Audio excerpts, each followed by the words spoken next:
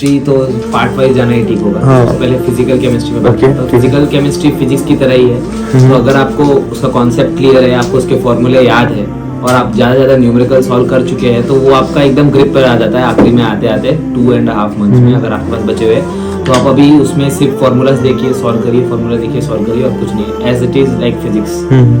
दिक्कत आई थी मुझे इनऑर्गेनिक में, क्योंकि मैंने इनऑर्गेनिक एनसीईआरटी बिल्कुल भी छुई नहीं थी लास्ट 4 महीने तक। तो मैंने अपने टीचर्स को अप्रोच किया, बोलूँ सर मैं अब क्या करूँ, मैंने इनऑर्गेनिक बिल्कुल नहीं पढ़ी एनसीईआरटी से। तो फिर उन्होंने गाइड किया कि हाँ, कि जो मेन इंपॉर्टेंट टॉपिक्स है कम से कम उसके तो पढ़ लो। तो फिर मैंने क्या किया उस समय कि जो पहली बार पर रीडिंग लगाया उसकी, और जो इंपॉर्टेंट पॉइंट्स थे उसको एक सेपरेट बुक में लिखता गया। तो एक बार फ्रेश रीडिंग से मैंने उसको पूरा जितना भी इंपॉर्टेंट पॉइंट्स था एक नोट्स में लिख लिया, और फिर जब बाद में रिवीजन करता था तो वो नोट्स से ही पढ़ता था। और मैं देख रहा था कि जितने भी टेस्ट सीरीज में सॉल्व कर रहा हूँ उससे ही आ जा रहे हैं। तो मैंने inorganic. So hello everyone, welcome to my blogs. तो इस ब्लॉग्स में देखेंगे नीट स्ट्रेटजी, जो हमारे टॉपर एम्स कल्याणी के, उनसे जानते हैं इनका लास्ट मंथ में क्या स्ट्रेटजी था। सो हेलो देवर्षि, इंट्रोड्यूस योरसेल्फ। हाय, मेरा नाम देवर्षि गगोई है। मुझे 681 मार्क्स आए थे नीट में, और मैंने एम्स कल्याणी में एडमिशन लिया है, जैक का बैच में 2। सो इंट्रोड्यूस योरसेल्फ। मेरा नाम ज्ञातन चतुर्थी है। मेरे 678 आउट ऑफ 720 आई है। मैंने 12th के साथ ही ये अटेम्प्ट दिया, मेरा फर्स्ट अटेम्प्ट था। ये इसका फेक एक्सेंट है, बढ़िया हिंदी बोलता है, ये बना के बोल रहा है। अयो ऐसा मत बोलो, बोल सकते हैं ना, पर ऐसे तो अब बनर्जी आप बताओ। Hello, my name is Aruddh Banerjee, और मेरा फर्स्ट ड्रॉप था और मेरा स्कोर आया था 686, फिर एम्स कल्याणी में जैक के साथ। जी, तो गीतांश, नेक्स्ट क्वेश्चन आपसे है। केमिस्ट्री में आपका क्या अप्रोच था? लास्ट के 2-3 मंथ जब बचे थे, आपने कैसे मैनेज किया केमिस्ट्री में? तो केमिस्ट्री तो पार्ट वाइज जाना ही ठीक होगा। हाँ। तो पहले फिजिकल केमिस्ट्री में बात Okay, करते हैं। फिजिकल केमिस्ट्री फिजिक्स की तरह ही है। तो अगर आपको उसका कॉन्सेप्ट क्लियर है, आपको उसके फॉर्मूले याद है और आप ज़्यादा न्यूमेरिकल सॉल्व कर चुके हैं, तो वो आपका एकदम ग्रिप पर आ जाता है आखिरी में आते आते 2.5 मंथ्स में। अगर आपके पास बचे हुए तो आप अभी उसमें सिर्फ फॉर्मूलाज देखिए, सॉल्व करिए, फॉर्मूला देखिए, सॉल्व करिए, और कुछ नहीं। As it is like physics. दिक्कत आई थी मुझे इनऑर्गेनिक में, क्योंकि मैंने इनऑर्गेनिक एनसीईआरटी बिल्कुल भी छुई नहीं थी लास्ट 4 महीने तक। तो मैंने अपने टीचर्स को अप्रोच किया, बोलूँ सर मैं अब क्या करूँ, मैंने इनऑर्गेनिक बिल्कुल नहीं पढ़ी एनसीईआरटी से। तो फिर उन्होंने गाइड किया कि हाँ, कि जो मेन इंपॉर्टेंट टॉपिक्स है कम से कम उसके तो पढ़ लो। तो फिर मैंने क्या किया उस समय कि जो पहली बार पर रीडिंग लगाया उसकी, और जो इंपॉर्टेंट पॉइंट्स थे उसको एक सेपरेट बुक में लिखता गया। तो एक बार फ्रेश रीडिंग से मैंने उसको पूरा जितना भी इंपॉर्टेंट पॉइंट्स था एक नोट्स में लिख लिया, और फिर जब बाद में रिवीजन करता था तो वो नोट्स से ही पढ़ता था। और मैं देख रहा था कि जितने भी टेस्ट सीरीज में सॉल्व कर रहा हूँ उससे ही आ जा रहे हैं। तो मैंने इनऑर्गेनिक इस प्रकार से संभाल लिया। और ऑर्गेनिक है, जितने भी नेम रिएक्शंस है, केमिकल रिएक्शंस है, आप एनसीईआरटी को फॉलो करिए और उसी से आपका ऑर्गेनिक के रिएक्शन। और एनसीईआरटी फॉलो करने के साथ लाइक चेन रिएक्शन से सब जितना हो सके आप प्रैक्टिस करते रहिए, कि लाइक चेन रिएक्शन बहुत यूजफुल होते हैं नेम रिएक्शन याद करने में। तो आप जितना ज़्यादा रिएक्शन प्रैक्टिस करोगे उतना ही ज़्यादा आपको रीजन के नाम और नेम रिएक्शन उसके लाइक नेम याद होंगे, इससे बहुत ईजी होगी आपको। इसलिए चेन रिएक्शन प्रैक्टिस करना चाहिए उसमें। सुबनर जी, आप कुछ ऐड करना चाहोगे? ऐसा भी नहीं कि डायरेक्ट एनसीईआरटी से ऑर्गेनिक आ जाता है। एनसीईआरटी का टॉपिक रहेगा कि जो रिएक्शन है, रोजनवर्ड दे दिया तो रोजनवर्ड मतलब बहुत सारा रिएक्शन मिला के आ सकता है, एक रोजनवर्ड डायरेक्ट नहीं दे सकता है। तो मतलब सेम एनसीईआरटी वाला आएगा ऐसा कुछ नहीं है। तो जितना हो सके ऑर्गेनिक प्रैक्टिस करना पड़ेगा। और बहुत लोग मतलब पूछते हैं कि मैकेनिज्म याद करे, क्या मैकेनिज्म याद करे। मैकेनिज्म याद करने का वैसे मतलब पीछे कोई कारण नहीं है, लेकिन मैकेनिज्म अगर याद करेगा तो जो तेरा बेसिक जो रिएक्शन है ना, तो एक रिएक्शन का वही रिएक्शन का अगर इधर उधर घुमा के दे तो हो जाएगा तेरा मैकेनिज्म, अगर समझ में आ जाएगा तो कुछ भी अगर रिएक्शन दे दे तो तुझे समझ में आएगा कि ये मैकेनिज्म में होता है, तो ये कर देगा तू। ऐसे मैकेनिज्म थोड़ा फायदा देता है। बाकी तो ठीक है, इनऑर्गेनिक तो रटना पड़ेगा। लाइक फिजिक्स का सबसे पहले बात करते हैं। फिजिक्स में लास्ट टाइम आपने कैसे किया था? सो पीयूष, सबसे पहले आपसे पूछते हैं। सो फिजिक्स के लिए मेरी अप्रोच थी कि लाइक फिजिक्स में मैं स्टार्टिंग से क्वेश्चंस प्रैक्टिस ये सब मैं करते रहता था। सो मेरे को फार्मूला लाइक अच्छे से याद हो चुके थे। सो लास्ट के जब 3 महीने मेरे बोर्ड्स जब ओवर हो चुके थे, तो बोर्ड्स में तो 12th का ही सिलेबस था, तो मेरे को 12th का तो प्रैक्टिस बोर्ड से हो ही रही थी, क्योंकि मैंने उससे फार्मूला प्रैक्टिस करते रहता था, क्वेश्चन प्रैक्टिस करते रहता था। सो जब जैसे ही बोर्ड्स खत्म हुआ तो मैं डायरेक्ट लाइक मेरे टेस्ट सीरीज एलन में स्टार्ट हो चुके थे। सो एक्चुअली मैं एलन से हूँ, तो इसलिए मेरे एलन से टेस्ट सीरीज स्टार्ट हो चुके थे। तो उसमें ऑलरेडी सिलेबस दे दिए रहते थे वो लोग कि लाइक ये सिलेबस 1, सिलेबस 2। तो उसके अनुसार मैं फिजिक्स के लाइक थ्योरी जितनी आती थी, तो उसके अनुसार मैं फिजिक्स की अपनी लाइक स्ट्रेटेजी को बांध देता था कि मेरे को इतना आ रहा है तो इतना फिजिक्स पढ़ना है। लाइक जो चैप्टर्स आ रहे थे मेरे को वही चैप्टर्स पढ़ता था, और उसके न्यूमेरिकल जितने सॉल्व करते रहता था, और यही फॉलो करते रहता था फिजिक्स में लास्ट तक। सो गीतांश, आपने लास्ट के 3 महीने जो बाकी थे उसमें आपने क्या क्या किया था फिजिक्स के लिए? देखिए, साथ ही साथ बोर्ड भी चल रहा था, हम्म। तो हमको दोनों चीज़ को मैनेज करना था। तो जो 12th का जब बोर्ड चल रहा था तो 12th की फिजिक्स मैंने तभी संभाल ली थी, और जैसे ही बोर्ड्स खत्म हुए उसके बाद मैंने 11 पे फोकस करना चालू कर दिया। और फिर एज यूजुअल सबके शॉर्ट नोट्स बने होते हैं, तो वो शॉर्ट नोट्स के थ्रू ज़्यादा से ज़्यादा क्वेश्चन पेपर आप सॉल्व कर। सो गीतांश, फिजिक्स में लास्ट टाइम अपने टेस्ट में कितने स्कोर आ रहे थे आपके? मतलब मैं अधिकतर 150 प्लस कर रहा था क्रॉस। तो आप जो भी जितने भी नेगेटिव हो रहे हैं उस पर आप फोकस करिएगा और टाइम बाउंड करिएगा अपनी प्रैक्टिस। बस मैं इतना ही कहना चाहता हूँ। तो क्वेश्चन प्रैक्टिस कहाँ से करते थे फिजिक्स के लिए लास्ट टाइम में? प्रैक्टिस हमारे एलएन के मॉड्यूल दिए जाते थे, और बाकी जितने भी टेस्ट सीरीज थे उसके क्वेश्चंस पूरे के पूरे करता था। ओके, सो बनर्जी, आप बताओ आप क्या स्ट्रेटेजी था फिजिक्स का लास्ट टाइम पे, कैसे मैनेज किया? मेरा जो ड्रॉप ईयर था, मतलब मैं तो स्कूल के साथ पहले मैं हॉस्टल में रहता था, इसलिए मैनेज नहीं कर पाया था, इसलिए ड्रॉप लिया था। तो ड्रॉप के टाइम में क्या था, मतलब सर लोग जो मॉड्यूल से करवाते थे, मतलब वही बाहर का कोई बुक तो नहीं करता था मैं, पहले भी बोला हूँ। फिर सिर्फ लास्ट 2 महीने में क्या है कि अगर तुम्हारा अच्छे से पहले से थोड़ा हो रखा है तो पहले सिलेबस खत्म हो जाना चाहिए। मतलब 1-2 महीना रहते हुए ही सिलेबस खत्म हो जाना चाहिए। उसके बाद तुम बस फॉर्मूला जो है ना, फॉर्मूला सब रटना पड़ेगा। फॉर्मूला बस याद करते रहो, और जितना ज़्यादा हो सके एग्ज़ाम देना पड़ेगा और प्रैक्टिस करना पड़ेगा। एग्ज़ाम मस्ट है, एग्ज़ाम मतलब टाइम पकड़ के एकदम ऑफलाइन में बैठो, ऑनलाइन में भी नहीं, ऑफलाइन में एकदम अच्छे से OMR के साथ एकदम टाइम मैनेजमेंट करके कि मैं इतना टाइम फिजिक्स में दूंगा, इतना टाइम दूसरे सब्जेक्ट में दूंगा, ऐसे करके एकदम करो। और जो देख रहे हो कि मतलब कुछ पर्टिकुलर स्पेसिफिक क्वेश्चन में मेरा अटक जा रहा है, मतलब कुछ रोटेशनल का क्वेश्चन है कि मेरा अटक जा रहा है, कुछ स्पेसिफिक टॉपिक है, स्पेसिफिक चैप्टर का क्वेश्चन अटक रहा है, तो वही चैप्टर बार बार देखो, बार बार प्रैक्टिस करो, बार बार फॉर्मूला याद करो। वैसे करने से हो जाएगा, मतलब जितना जल्दी सिलेबस खत्म कर सकते हो उतना अच्छा होगा। सो गीतांश, फिजिक्स के लिए मोस्ट इम्पोर्टेंट चैप्टर कौन कौन है आपके अकॉर्डिंग? तो अभी जैसे 12th का वेटेज सबसे ज़्यादा रखता है as compare to 11th। 12th में भी आप मॉडर्न फिजिक्स पे ज़्यादा फोकस करिए, करंट इलेक्ट्रिसिटी पे फोकस करिए, मैग्नेटिज्म है तो आप उस सब में ज़्यादा फोकस करिए। और 11th में एज पूरा मैकेनिक्स तो देखता ही है वेटेज, मैकेनिक्स, और हो सके तो अगर आपके पास टाइम बचे तो रोटेशन, सर्कुलर मोशन, ये सब छोटे मोटे चैप्टर्स वो भी देखिए। और मैं एक चीज़ और ऐड करना चाहूँगा, लाइक मॉडर्न फिजिक्स भी इन रिसेंट टाइम्स में बहुत ज़्यादा वेटेज रख रहा है। तो अब मॉडर्न फिजिक्स लाइक क्वेश्चंस तो उससे बहुत इजी आते हैं, लेकिन क्वेश्चंस का क्वांटिटी ज़्यादा रहता है, लाइक 5 to 6 क्वेश्चंस। मेरे टाइम पे शायद हम लोग के टाइम पे 7 क्वेश्चंस आ गए थे मॉडर्न फिजिक्स, 6 to 7 क्वेश्चंस। तो लाइक 6 to 7 क्वेश्चन आ गया, मतलब वेटेज अच्छा रख रहा है। तो आप ये कर सकते हो कि मॉडर्न फिजिक्स को अच्छे से पढ़ रहे हो, लेकिन सुपरफिशियली पढ़ो, ज़्यादा डीप नहीं जाने की जरूरत है, बस फॉर्मूले रटो, क्योंकि फॉर्मूले से सिंपल क्वेश्चन उसके बन जाते हैं। सो मॉडर्न से सिंपली क्वेश्चन आता है, उतना घुमा के नहीं आता है। हाँ, सो बस अब फॉर्मूला उसका पढ़ लो, बस सिंपल क्वेश्चन प्रैक्टिस कर लो, मोर देन इनफ है वो।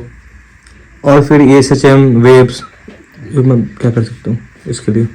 एसएचएम वेव्स के लिए लाइक उसमें तो उसके तो कॉन्सेप्ट समझना जरूरत है। अब तो लाइक 2-2.5 महीने बच रहे हो, तो अब तो फार्मूला पे स्विच करना ही होगा, बट अभी भी टाइम है। तुम अभी भी अगर लाइक कुछ नहीं पढ़े हो तो स्टार्ट कर सकते हो उस एसएचएम को। लाइक मैं भी मेरा भी एसएचएम बहुत बिक था, तो मैं बोर्ड्स के बाद ही एसएचएम स्टार्ट किया था पढ़ने के लिए।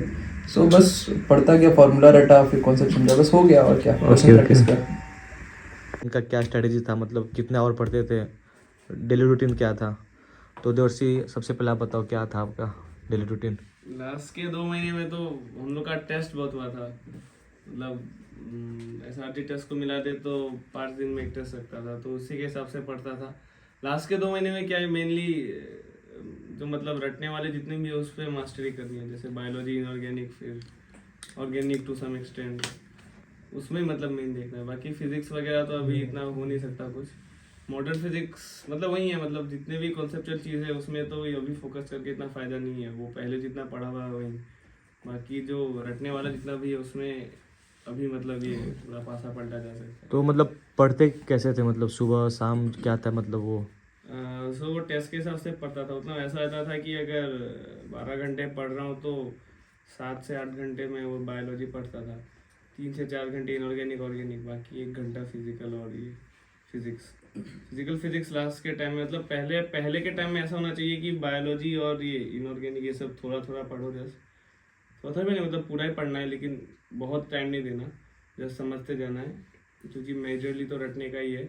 और लेकिन जो कॉन्सेप्चुअल जितना भी है फिजिक्स और फिजिकल केमिस्ट्री और ऑर्गेनिक का मैकेनिज्म, उन पे मतलब उस पर कॉन्सेप्ट बनाना है, क्वेश्चन प्रैक्टिस ज़्यादा करना है। तो मतलब ऐसा रहेगा कि पहले के टाइम पे फिजिक्स, फिजिकल केमिस्ट्री, ऑर्गेनिक में ज़्यादा टाइम देना और लास्ट के टाइम पे मतलब ये मैनेज हो जाएगा। ये कम भी टाइम दोगे, जस्ट ऊपर से देख लोगे तो मैनेज हो जाएगा। लेकिन रटने वाले जितने भी है उसको मतलब अभी रटना है मेनली, क्योंकि अभी रटोगे तो एग्जाम के टाइम पे याद रहेगा। सो गीतांश आपका क्या स्ट्रेटेजी था, मतलब कितने आवर पढ़ते थे, क्या मतलब पर डे का रूटीन था? तो रूटीन कुछ ऐसा था कि मैंने अपने माइंड सेट में बैठा के रखा था कि जो बायोलॉजिकल क्लॉक है सेट कर लेना है कि मतलब 2 से जो 5:20 तक का टाइम है उसमें हमको एग्ज़ाम देना ही देना है। तो लास्ट के 1 डेढ़ महीने में कंटिन्यूसली 2 से 5:20 कहीं से भी पेपर लाके कोई टेस्ट सीरीज ज्वाइन कर लिए, और जो नॉर्मल हमारे टेस्ट चल रहे थे कोचिंग में उनको भी दे ही रहा था, एक भी टेस्ट स्किप नहीं कर रहा था। 2 से 5:20 वाला जो टाइम था, जो 5:20 तक का टाइम था, उसमें आपको एक टेस्ट देना ही देना है और टेस्ट दे के उसको एनालिसिस भी करना है। और मैंने साथ साथ ये भी किया था कि एक दिन में टेस्ट के फ्रीक्वेंसीज बढ़ा दिया था। तो जैसे एक दिन में 2 टेस्ट दे रहा था, तो टेस्ट तो दे रहा था, लेकिन टेस्ट को मेन है, आप टेस्ट देने का मतलब है उसको अच्छे से एनालिसिस करिए, क्योंकि जो मेन आपका जो वहाँ पर आप पॉइंट संभाल पाएंगे कि नेगेटिव कहाँ हो रहे हैं आपके, और अगर आप नेगेटिव को बचा ले रहे हैं तो आपके स्कोर ऑटोमेटिकली इंप्रूव हो जाएंगे। और जैसे देवर्षि ने कहा, आप जो वॉलेटाइल सब्जेक्ट है जैसे इनऑर्गेनिक, बायोलॉजी, वो सबको आप ज़्यादा पढ़िए, क्योंकि फिजिक्स और ये सब है आप फार्मूला से संभाल लेंगे, लेकिन ये सब जो वॉलेटाइल सब्जेक्ट आप भूलते रहेंगे, तो उसको आप बार बार मेमोराइज करते रहिए। तो टेस्ट एनालिसिस का क्या था आपका अप्रोच? कि जैसे कोई क्वेश्चन नहीं बना तो क्यों नहीं बना, उसका जाके टॉपिक पढ़ो, क्लियर करो उसको वहीं पे वहीं। कोई टॉपिक अगर नेगेटिव हो रहा है, मतलब बार बार सिली मिस्टेक हो रहा है, नॉट नहीं पढ़ा, विच ऑफ द फॉलोइंग में अच्छे से ऑप्शंस नहीं ढूंढे, चारों ऑप्शन चेक नहीं किए, तो वो सब रेक्टिफाई करो और एक जगह लिखते जाओ कि नीट के जो 1 दिन 2 दिन पहले जब आप बैठे रहोगे तो आप इसी पन्नों को पलटेंगे और देखेंगे अच्छा ये गलतियां थी मेरी, तो ये एग्जाम में नहीं करना है। तो आप जैसे ही मान लीजिए, मेरे साथ ऐसा होता था कि जब मैं एग्जाम देने बैठा था, अगर ये क्वेश्चन पहले कभी गलत हो गया है तो माइंड ऑटोमेटिकली स्ट्राइक करता है उस चीज़ को, नहीं पहले गलत हो चुकी है, नॉट आता है तो ऑटोमेटिकली स्ट्राइक होता है, तो आप उधर बच सकते हैं फिर इससे। सो विनोद जी आपका क्या था रूटीन पर डे का? पर डे का रूटीन था कि लास्ट में तो टाइम नहीं मिलता है उतना पढ़ने का, क्योंकि बहुत टेस्ट होगा, मतलब सब हफ्ते में 4-5 टेस्ट होगा। और गीतांश जो बोला कि एक टाइम मतलब जो मेन असली टाइम है 2 बजे से 5:30 तक, वो देना चाहिए, क्योंकि अब पहले से प्रैक्टिस करोगे तो वही टाइम में एकदम एग्ज़ाम देने का एकदम प्रैक्टिस हो जाएगा कि उस दिन नीट के भी दिन ऐसे टाइम में होगा, तो अच्छे से प्रैक्टिस हो जाएगा। और लास्ट में मुझे लगता है कि लास्ट में उतना मतलब नया पढ़ना स्टार्ट नहीं करना चाहिए, क्योंकि उससे बहुत कन्फ्यूजन हो सकता है। तो जितना तुम पहले पढ़ के आए हो वही सब रिवाइज करो। और बायोलॉजी तो समझने में करना मतलब आराम से समझ जाओगे तुम, तो बायोलॉजी जितना ज़्यादा हो सके पढ़ते रहो, मतलब रटना है बहुत कुछ। और इनऑर्गेनिक केमिस्ट्री वही है, और फिजिक्स और जो फिजिकल केमिस्ट्री और ऑर्गेनिक केमिस्ट्री वो थोड़ा प्रैक्टिस करना पड़ेगा। जहाँ तुम्हारा गलती हो रहा है, सब कुछ एकदम स्टार्ट कर दिए पहले से प्रैक्टिस करना, उस वैसे टाइम चला जाएगा। तो जितना तुम्हारा गलती हो रहा है एनालाइज करो अच्छे से टेस्ट, ठीक वही पोर्शन अच्छे से देख के जाओ, और बाकी सब तो थोड़ा थोड़ा देख के जाओगे कि तुम्हारे दिमाग में स्ट्राइक कर रहा है कि अरे ये तो थोड़ा सा भूल गए हैं, याद नहीं आ रहा है, तो वो थोड़ा देख लेना, अच्छे से हो जाएगा फिर। अच्छा गीतांश, एक और क्वेश्चन है आपसे। अभी बहुत लोगों का सिलेबस कंप्लीट नहीं है, मान लीजिए उनका 11 का सिलेबस कंप्लीट है, 12 तुम कर रहे हैं, तो क्या उन्हें 11 का फुल सिलेबस टेस्ट देना चाहिए या नहीं देना चाहिए अभी फॉर रिवीजन? देखिए अभी जैसे 2.5 महीने बच चुके हैं, अगर आपका 12th का सिलेबस नहीं हुआ है और 11th का सिलेबस होता है, 12th का सिलेबस जो जैसे इंपॉर्टेंट टॉपिक जैसे हमने पहले डिस्कस कर चुके हैं, फिजिक्स में कुछ बताया, ऑर्गेनिक, केमिस्ट्री, इनऑर्गेनिक, तो आप वो सब पहले करिए। और साथ ही साथ 11th का नॉलेज नहीं भूले तो उसके लिए आप एक टेस्ट सीरीज एक दे ही दीजिए रोज, ताकि वो भी साथ ही साथ चलता रहता कि वो भी ना भूल जाए और आप ना इधर कर पाए ना उधर कर पाए, आप दोनों जगह से फंस जाएंगे। सो पीयूष आप कुछ बोलना चाहेंगे? तो जैसा कि देवर्षि ने बताया और गीतांश और आराध्य ने बताया, लेकिन हमारा टेस्ट सीरीज स्टार्ट हो चुका था लास्ट के 2-3 महीनों के बीच, मतलब लाइक 2 से, इसलिए मैं 2 से 5:20 तक मैं अगर लाइक आइलैंड का टेस्ट सीरीज का टाइम भी वही 2 से 5:20 होता था, वो डेली नहीं होता था, सो अल्टरनेट डे होता था। सो मैं लेकिन वो डेली देता था, जिस दिन नहीं भी हुआ मैं कहीं से भी टेस्ट सीरीज या टेस्ट पेपर कहीं से भी निकाल के 2 से 5:20 में वो पेपर देने बैठ जाता था। और एक प्रॉपर टाइम लाइक रात को 10 से 11 या 10 से 12 के बीच उसको रखता था प्रॉपर एनालाइज का टाइम, कि लाइक उसे कभी भी मतलब वो जितनी भी गलतियां हुई और वही नोट ये सब में जितने भी फंसे वो सबको एक जगह नोट कर लूँ, ताकि वो बाद में जब देखो तो ये सब चीज़ें स्ट्राइक करे। और पढ़ाई का जब बात आए तो लाइक मैं मेरे फिजिक्स के कॉन्सेप्ट्स क्लियर थे, तो मैं फिजिक्स को बहुत कम टाइम देता था, जैसे देवर्षि ने भी वही किया। और लाइक उसने बायोलॉजी को मोस्टली टाइम दिया ज़्यादा, लेकिन मेरा बायो भी मोस्टली क्लियर था, सो मैंने केमिस्ट्री को ज़्यादा टाइम दिया, क्योंकि लाइक इनऑर्गेनिक सच बता रहा हूँ मैं बहुत कम पढ़ा था। सो जब लास्ट के 2-3 महीने आए ना, तो फिर उस टाइम मैंने इनऑर्गेनिक सच अच्छे से पढ़ना स्टार्ट किया। सो उस टाइम मैंने इनऑर्गेनिक को ज़्यादा टाइम देना स्टार्ट किया। सो लाइक मेरा अगर मैं 13 घंटे पढ़ रहा हूँ ना, तो 13 घंटे में मैं 6 घंटे 7 घंटे केमिस्ट्री पढ़ता था, जिसमें 3-4 घंटे में इनऑर्गेनिक और ऑर्गेनिक को मिलाकर देता था, और लाइक 1 घंटे फिजिकल केमिस्ट्री और 2-3 घंटे फिजिक्स एंड बायोलॉजी, बस थोड़ा थोड़ा यही सब। और लास्ट के टाइम पे और एक बात है कि मतलब हेल्थ का ध्यान रखना है। हाँ, हेल्थ का बहुत ध्यान रखना है। मतलब हो सके तो अगर जैसे मैं कोटना में था तो मतलब घर से किसी को बुला लो लास्ट के 2-3 महीने। मेरा मतलब 2 खाने हफ्ते का पहले टाइम एकदम बहुत तबीयत खराब हो गया था, फिर घर जाना पड़ा था। घर में डांट रहे थे कि क्या हो गया है एकदम एग्जाम के पहले। थोड़ा ध्यान रखे। जो लोग पीजी में रहते, जो लोग हॉस्टल में रहते, उनको मतलब सख्त जरूरत है कि लास्ट 1 हफ्ता Parents के मिनिमम साथ, हाँ। घर में रहना चाहिए, मैं बोलना चाहता हूँ। वही मतलब खाना प्रॉपर टाइम पे खाना और अच्छा हेल्दी डाइट लेना है, फिर टाइम पे और सोना सबसे है। ज्यादा टाइम पे बहुत ज्यादा सोना है, 7 से 8 घंटा मस्ट। हम्म। ऐसा नहीं कि रात जाके पूरा पढ़ लिए, वैसा कुछ याद नहीं रहेगा। और मोस्ट अच्छे से प्रोबेबली सोना है। एग्जाम का 2-3 दिन पहले अच्छा नींद नहीं आएगा, तो हाँ। पहले मतलब अच्छे से सो के रखना है। और लास्ट में हेल्थ का बहुत ध्यान देना, मतलब टाइम पे खाना खाना, अच्छा खाना खाना, फिर टाइम पे सोना, टाइम पे उठना, और मतलब ध्यान रखना कि कहीं बाहर का खाना मत खाना लास्ट के टाइम पे। सो गीतांश, नेक्स्ट क्वेश्चन आपसे एक और है। इस टाइम पे काफ़ी सारे स्टूडेंट होते हैं गिव अप कर देते हैं। वो सोचते हैं कि फिर से मतलब नेक्स्ट टाइम करेंगे, क्योंकि उनका रिवीजन नहीं हो पाता है, सिलेबस कंप्लीट नहीं हो पाता है, तो वो सोचते हैं मतलब छोड़ देता हूँ। तो गीतांश, इस पे आप मतलब क्या कहना चाहोगे? देखिए, आप अगर अभी गिव अप कर रहे हैं तो अगले साल भी आपके साथ हो सकता है कि यही सिचुएशन वापस आ जाए। तो आप ऐसा क्यों कर रहे हैं? आप हमेशा अपना 100% बेस्ट दे दिया आपने, जितना किया है उसको तो आप अच्छे से करके जाइए, तो डेफिनेटली कुछ ना कुछ आउटपुट मिलेगा, और आपको अपनी गलतियां मेन आपको वहां पर पता चलेगी, और उन गलतियों से ही आप सीखेंगे फिर आगे। वही है कि लाइक गिव अप करने से अच्छा है कि कुछ बेस्ट ट्राई दे दो। उससे आपको लाइक जब वो नीट दोगे तो पता तो चलेगा कि लाइक हाँ, ये चैप्टर मेरे कम से कम हो चुके थे, लाइक इसमें मैंने अपना बेस्ट दिया, और जो नहीं हुए अब अगले अगले अटेम्प्ट में तो वो प्रिपेयर करना ही है। इसलिए अभी अपना बेस्ट दे दो, लाइक 3 महीने में उसमें अपना जितना हो सके उतना बेस्ट दो, तभी आपका मैक्सिमम आउटपुट निकल के आएगा, फिर आपको पता चलेगा। सो आप लोग के थॉट आते थे क्या ऐसा कि गिव अप कर देता हूँ, नेक्स्ट टाइम करूँगा फिर से? नहीं, वो क्या होता है ना, अगर सिंसियरली पढ़ा है ना साल भर, और जितने भी यूनिट टेस्ट होते हैं कोचिंग के अच्छे से दिए, तो मतलब आपको लग सकता है कि लास्ट के टाइम पे कि कुछ पढ़ा नहीं, मैंने रिवाइज नहीं कुछ किया, याद नहीं किया, लेकिन क्वेश्चन देखते ही याद आ जाएगा। वो उतना कॉन्फिडेंस रखना है। पहले पहले लगता है, मतलब जैसे कि मान लो अभी 12th का लास्ट का पॉइंट फेज चल रहा है, और पहला जो कोचिंग का टेस्ट है वो मतलब वो मैकेनिक्स, यूनिट्स एंड डायमेंशन, इन सब का, तो लग सकता है कि याद नहीं कुछ, लेकिन जब पेपर दोगे तो 100 क्वेश्चन में से 70-80 तो मतलब 60-70 तो एटलीस्ट सॉल्व हो ही जाएंगे, अगर पहले ठीक से पढ़ा हुआ होगा। तो लास्ट में वो जस्ट ब्रशअप करने की जरूरत होती है। मतलब मेन खेल कॉन्फिडेंस का है, कॉन्सेप्ट तो वो साल भर बनता है। और एक और चीज़ है कि लाइक अब जब जैसे हो रहा है तो अपना टेस्ट पैटर्न एकदम फिक्स कर लो कि लाइक 2 से 5 बीच में मेरे को टेस्ट देना है तो देना हाँ, है। ये important है। एंड लाइक तुम अपना पेपर सॉल्विंग स्ट्रेटेजी भी फिक्स कर लो अभी से तुम, क्योंकि अब ट्रायल फेज ओवर हो चुके हैं। अब लाइक ट्रायल फेज तुम अभी भी 1-2 बार कर सकते हो, एंड तुम फिक्स कर लो कि लाइक हाँ, मुझे पहले फिजिक्स अटेम्प्ट करना है, या फिर केमिस्ट्री अटेम्प्ट करना है, या फिर बायोलॉजी अटेम्प्ट करना है। उसके अनुसार ही अब तुम ये फिक्स कर लो एंड उसके अनुसार ही प्रोसीड करो। ये सब लाइक अब कोई ट्रायल नहीं है अब ज़्यादा। नहीं, पेपर अटेम्प्टिंग में एक चीज़ है कि मतलब लेयर्स में पेपर देने का ट्राई करो। ऐसा मत करो कि पहले फिजिक्स या केमिस्ट्री पूरा सॉल्व करना है, पहले इजी क्वेश्चन तीनों सब्जेक्ट्स के, जो मतलब ऐसा नहीं कि इजी जनरल, मतलब खुद के लिए जो इजी लगे पहले इसमें, पहले फर्स्ट लेयर में, फिर सेकंड लेयर में जो हार्ड लगे, वैसे करते जाओ। इन द सेंस, मतलब जो पहले आप एक राउंड गए तो आपको पता चल रहा है कि देखते साथ ये क्वेश्चन बनेगा, तो उसको कर दीजिए। नहीं बन रहा है, गोला मारिए और आगे बढ़ते जाइए, कहीं भी रुकिएगा मत। तो पेपर को आप 2-3 राउंड में सॉल्व करिए। तो पहला राउंड सॉल्व हुआ, आप क्लियर हो गए, उसको OMR फटाफट भर दिए। फटाफट भरना है लेकिन एक्यूरेट भरना है। और फिर सेकंड राउंड में आप आएंगे, वो सर्कल वाले क्वेश्चन देखेंगे, फिर सर्कल वाले क्वेश्चन को आराम से टाइम दीजिए, क्योंकि ऑलमोस्ट आपका 1 आवर में अधिकतर एक राउंड में हो जाता है आपका सॉल्व, क्योंकि जो सर्कल जो हम किए हैं वो तो ईजी थे, हमको आते थे, इसलिए फटाफट होते।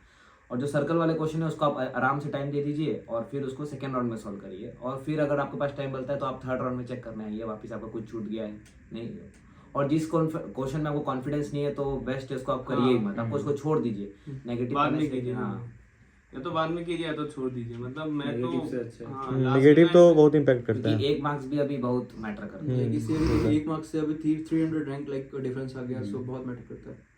लास्ट के टाइम, मतलब नीट के टाइम में तो मैंने 5-6 राउंड में पेपर सॉल्व किया था। और ये क्या करता था मैं कि जैसे ये पेपर कर रहा हूँ तो मतलब मैं सर्कल नहीं करता था, यहाँ टॉप में लिख देता था कौन कौन सा क्वेश्चन नहीं किया है, तब टाइम बच जाता है। ये कर सकते हो।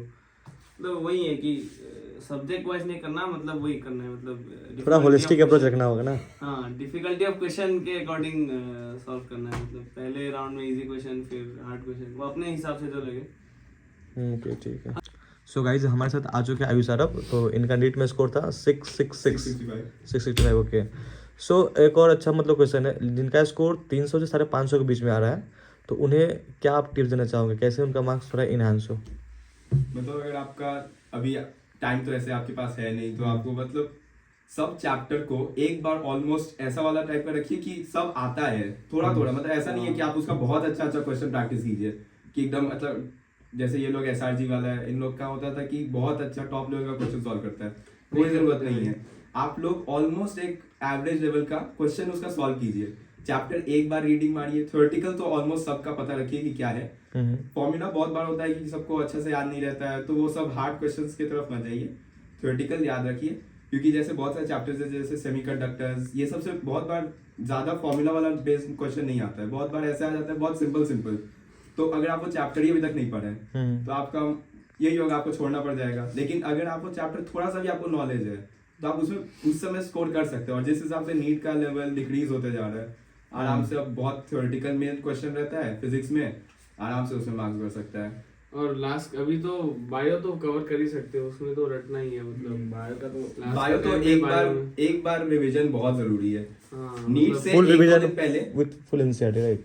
एनसीईआरटी तो NCERT मतलब स्टार्टिंग ऐसा करना है कि पूरा पता है आपको। अब जेनेटिक्स भले ही थोड़ा बाहर से देख लो। और अभी आप प्रीवियस ईयर पे ज्यादा ध्यान दीजिए, फिर अगर आपका स्कोर इस रेंज में फंस रहा है तो आप देखिए कि एनटीए कहाँ पर ज्यादा फोकस कर रहा है और वो चैप्टर को आप करिए, वो क्वेश्चन उसके क्वेश्चन पैटर्न को समझिए, और फिर उस तरीके से आप अभी ये 2.5 महीने जितने भी आपके पास टाइम बचे उस तरीके से अपना स्ट्रेटेजी बनाइए और उस तरह से प्रैक्टिस करिए।